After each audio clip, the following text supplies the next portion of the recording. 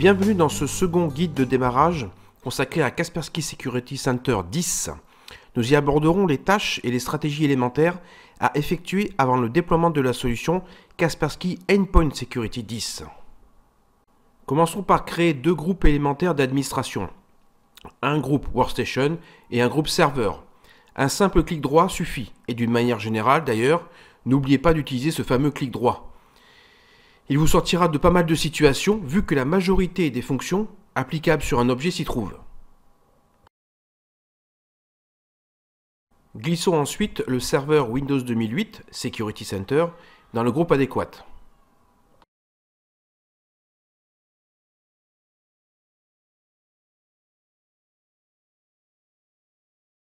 Intéressons-nous maintenant à la tâche de mise à jour. Comme vous pouvez le voir sur le schéma, elle se déroule en deux étapes. La première au niveau du serveur d'administration, généralement toutes les heures, et la seconde au niveau du ou des groupes, selon la planification de votre choix. Vous remarquerez également sur le schéma que sur un site distant, une machine fait office d'agent relais. Nous reviendrons sur cette notion dans d'autres vidéos.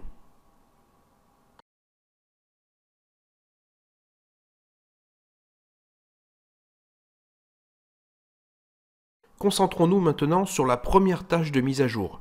Elle se trouve dans les tâches d'administration. Si nous en éditons les propriétés, vous constaterez que sa planification se fait toutes les heures. Nous vous conseillons de garder ce paramétrage. Il n'est pas nécessaire pour le moment de s'attarder sur les autres options.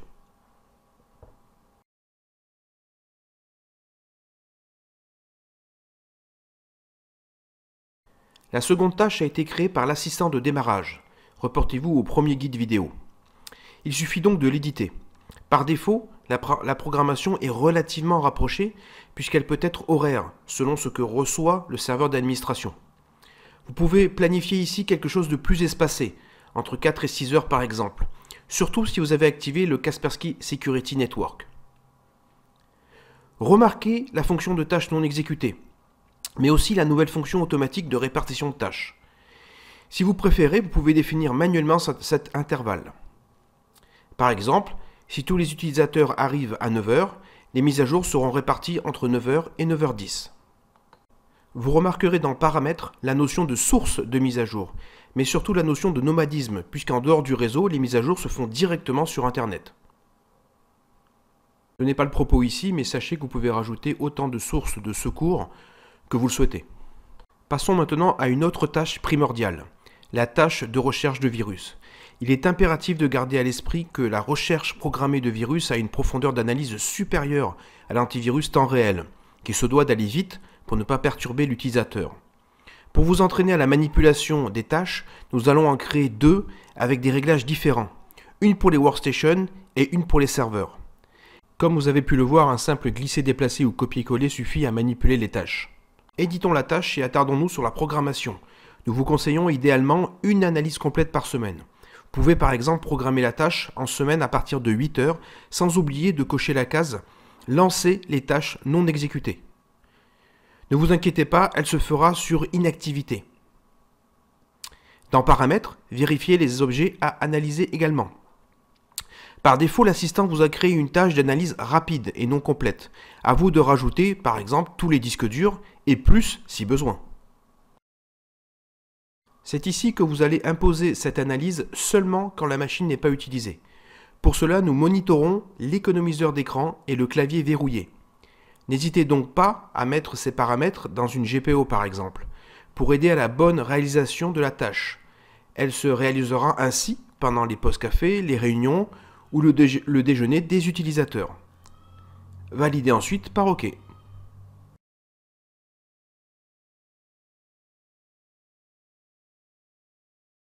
Vous pouvez bien sûr réaliser la même tâche, mais pour les serveurs avec des paramètres et une planification différente. Comme ici par exemple. Vous constaterez également la présence d'une tâche de recherche de vulnérabilité.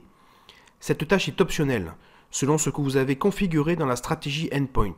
En effet, sur les stations de travail, la détection des vulnérabilités des éditeurs tiers peut se faire en temps réel. Mais attention, pas sur les serveurs, où la détection se fera grâce à cette fameuse tâche programmée. Par exemple ici, j'ai glissé la tâche dans le groupe serveur pour ne l'attribuer qu'à eux. Le reste des paramètres est à la discrétion de l'administrateur. Petite remarque bien pratique au passage, nous sommes dans le groupe serveur, et si nous voulons voir les tâches héritées du ou des groupes supérieurs, il suffit de cocher cette case.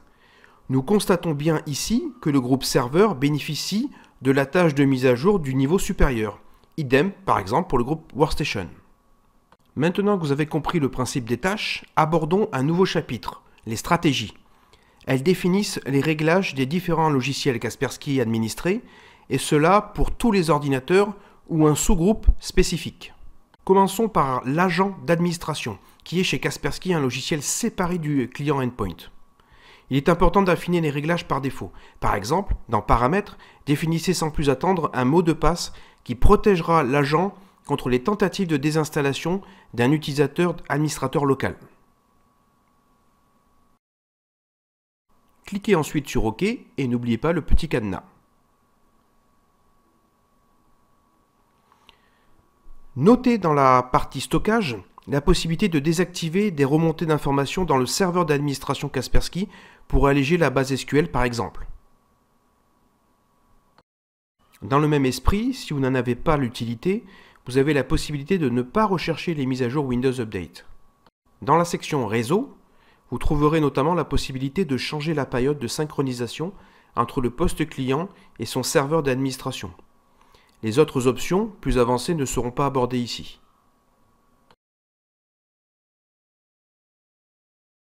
Voilà, la stratégie agent est en place. Passons maintenant à la stratégie KES10.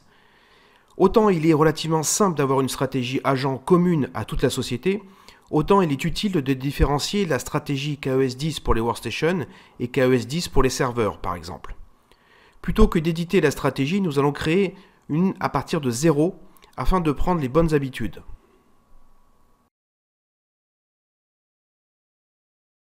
Nous allons utiliser pour cela l'assistant de création en cliquant sur le lien qui s'affiche ici. Nommons cette stratégie.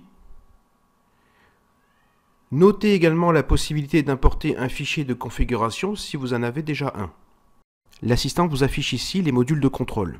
Par exemple, si dans un premier temps vous ne souhaitez pas activer le contrôle d'application, vous pouvez ainsi le désélectionner. Idem pour le contrôle de périphérique ou encore le filtrage web. Nous verrons que nous pourrons réactiver ces options plus tard ou encore dans une stratégie dite nomade.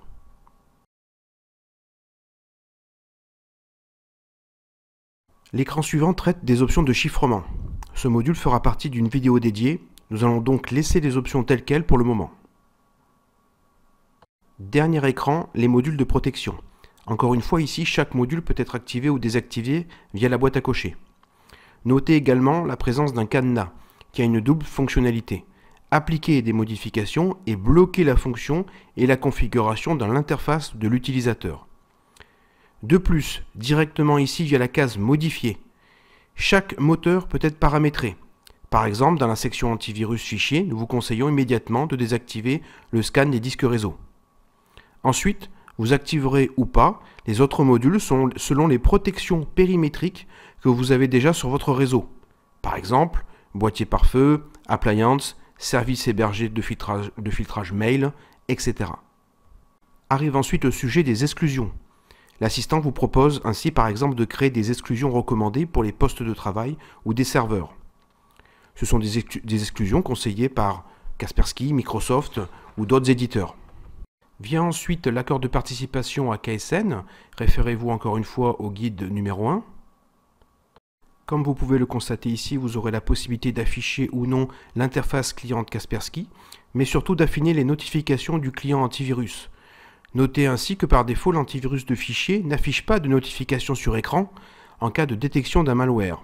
Il peut être ainsi intéressant d'informer l'utilisateur qu'il est en train de manipuler un fichier dangereux. Cliquez donc sur les événements critiques de votre choix. Affinez ensuite les notifications dans les rubriques suivantes selon votre appréciation.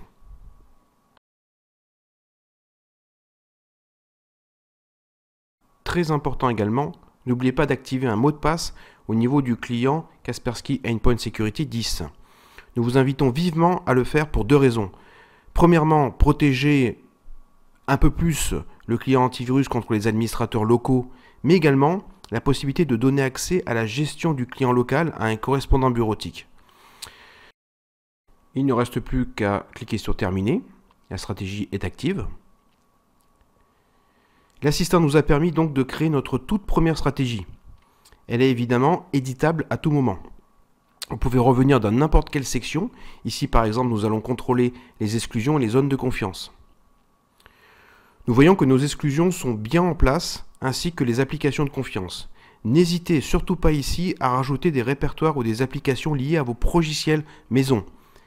Par exemple, imaginons un cabinet d'architectes avec des centaines de gigas de données stockées dans un répertoire D2.DAO. Il est donc très simple de créer une règle qui va demander à Kaspersky Internet Sécurité 10 de ne pas scanner ce répertoire, et cela pour tout ou partie des modules. Il sera également possible de faire la même chose côté application.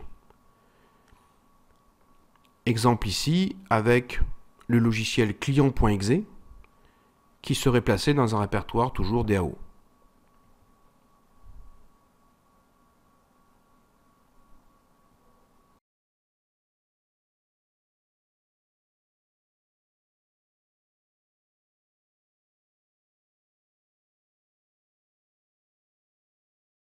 Alors je vais bien sûr pas le refaire depuis le début, mais bien sûr, n'oubliez pas de créer une nouvelle stratégie cette fois pour les serveurs.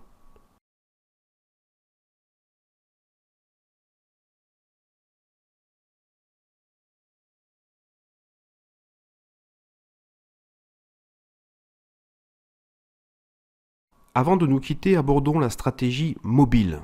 Qu'est-ce qu'une stratégie mobile? Nous avons précédemment, dans la stratégie principale, désactivé un certain nombre de modules qui n'étaient pas nécessaires sur le réseau de l'entreprise. Nous allons maintenant réactiver ces modules dans le cas d'un utilisateur nomade. Pour cela, il suffit tout simplement de faire un copier-coller de la stratégie principale et de l'éditer. Ensuite, à votre discrétion, vous allez activer les modules que vous estimez nécessaires en mode nomade. Il existe des dizaines d'exemples, mais ici, nous allons, pourquoi pas, créer une règle très simple de filtrage de contenu web. Nous allons interdire les jeux en ligne dans un profil de nomadisme. Nous allons donc créer une nouvelle règle très simple d'accès au site internet en sélectionnant la catégorie jeux de hasard et pourquoi pas jeux grand public.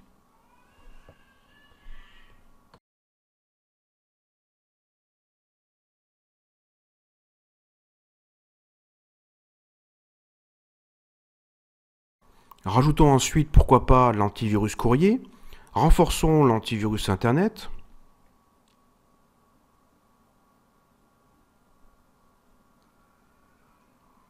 Activons le pare-feu et validons. Remarquez donc qu'en quelques clics, nous venons de réaliser une stratégie qui ne s'appliquera qu'en dehors du réseau de l'entreprise. Rendez-vous dans la troisième vidéo pour le déploiement.